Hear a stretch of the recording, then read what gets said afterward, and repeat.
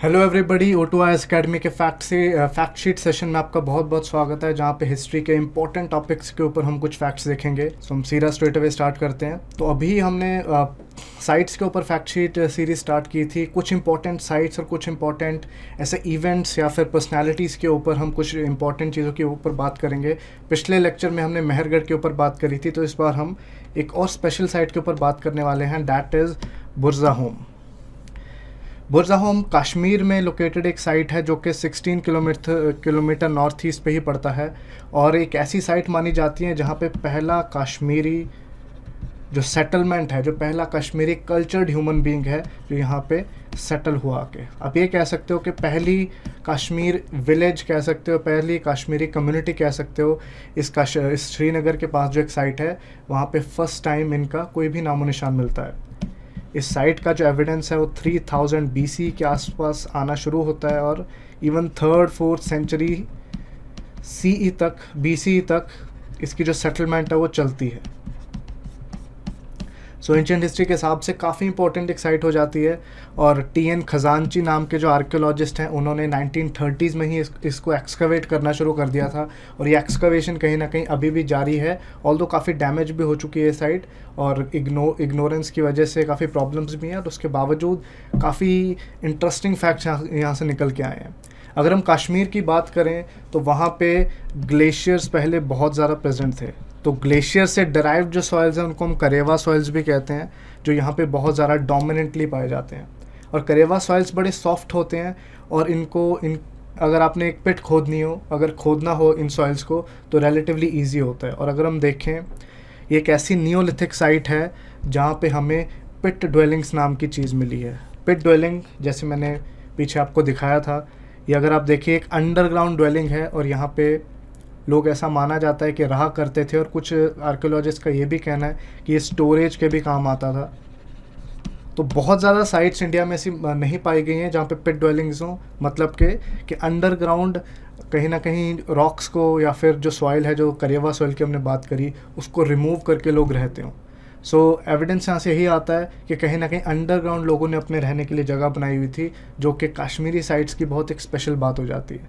यहाँ पे develop bone tool industry भी है। कहने का मतलब यहाँ पे पत्थरों से ज़्यादा बोन से औजार बनाए जाते थे, चाहे वहाँ से एरोज़ बना लें, तीर बना लें, हारपून्स बना लें। हारपून्स भी एक लंबे भाले की तरह होता है जो कि पॉइंटेड होता है एंड से। और सिंस लेक्स के पास ये साइट पाई जाती है, तो वहाँ पे फिशिंग इकोनॉमी के लिए भी बोन टूल्स का इस्तेमाल हो सकता है। तो मतलब यहाँ पे जानवरों की हड्डियों से काफ़ी चीज़ें यहाँ पे बनाई जाती हैं। और इंटरेस्टिंगली यहाँ पे एग्रीकल्चर, फिशिंग और प्रॉपर जो मिक्स्ड इकोनॉमी है, इनके एविडेंस यहाँ पे मिलते हैं, क्योंकि हमारे पास जार्स का एविडेंस आता है कि यहाँ पे फूड स्टोरेज भी प्रॉबेबली होता होगा। स्टोन क्वेंस हमें यहाँ पे मिली हैं। क्वेंट का मतलब होता है एक बहुत बड़ा पत्थर जिसके ऊपर हम ग्रेन्स को कहीं ना कहीं ग्राउंड करते हैं, और वहाँ से हम या तो आटा बनाते हैं, या फिर कुछ भी उनका जो हम कहते हैं कि ग्राउंड करके कुछ भी खाने के लिए जो हम मील बनाते हैं। पॉटरी का एविडेंस भी हमें यहाँ से आता है। और अगर हम बात करें, जो बहुत कुछ इंटरेस्टिंग बात है इस बुरज़ाहोम साइट की, उसमें मेगालिथ्स भी हम कहीं ना कहीं इंक्लूड कर सकते हैं। मेगालिथ्स क्या हैं? मेगालिथ्स हैं बड़े बड़े पत्थर जो कि किसी भी पर्टिकुलर ग्रेव को मार्क करने के लिए बनाए गए हों। ये मेगालिथ्स ज़्यादातर इंडिया में अगर हम देखें तो साउथ इंडिया की काफ़ी साइट्स में पाया जाता है।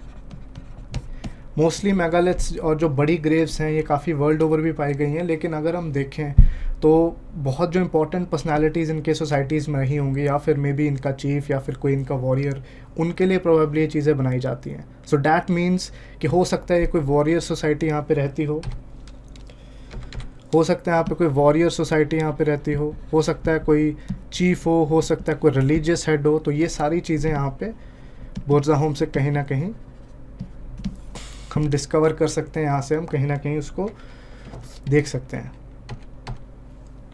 और बहुत इंटरेस्टिंग यहाँ पे बरियल्स की बात है। सबसे इम्पॉर्टेंट जो यहाँ का एक फैक्ट होता है वो ये है कि इंसान की कब्र के साथ हमें डॉग्स के भी कंकाल मिले हैं। So that mean dog is buried with the master. Burzahom और ऐसी कश्मीर की एक दो और साइट्स हैं जैसे कि गुफ़कराल,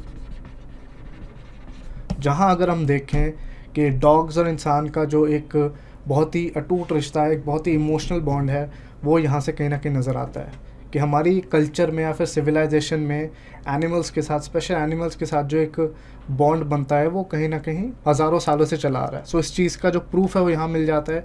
कहीं पे तो ऐसे भी कंकाल मिलते हैं जहाँ पे डॉग और जो इंसान है वो एक दूसरे को कहीं ना कहीं हग कर रहे हैं, इवन ग्रेव्स में भी। सो डैट शोज़ के इमोशनली इंसान जो है इंडिया में, कश्मीर में इंटेलिजेंट हो चुका था और इमोशनली बहुत एडवांस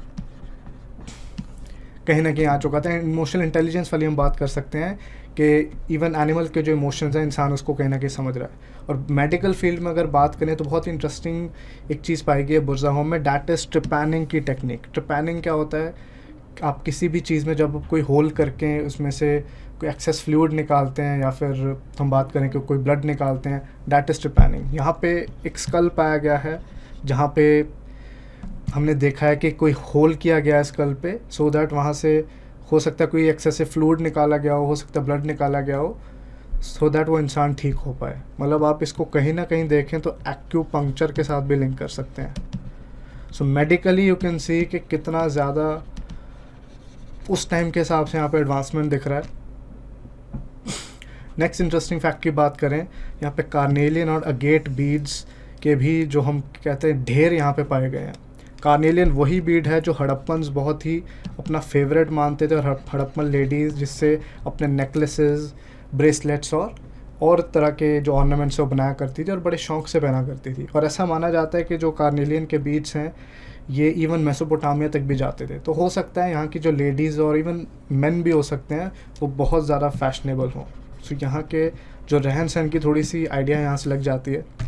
लेटर ऑन जैसे ही टाइम आगे बढ़ता है तो मड ब्रिक के स्ट्रक्चर्स मिलते हैं, घास फूस के हमें रूफ्स मिलती हैं जिसको हम थैश्ड रूफ्स कह सकते हैं।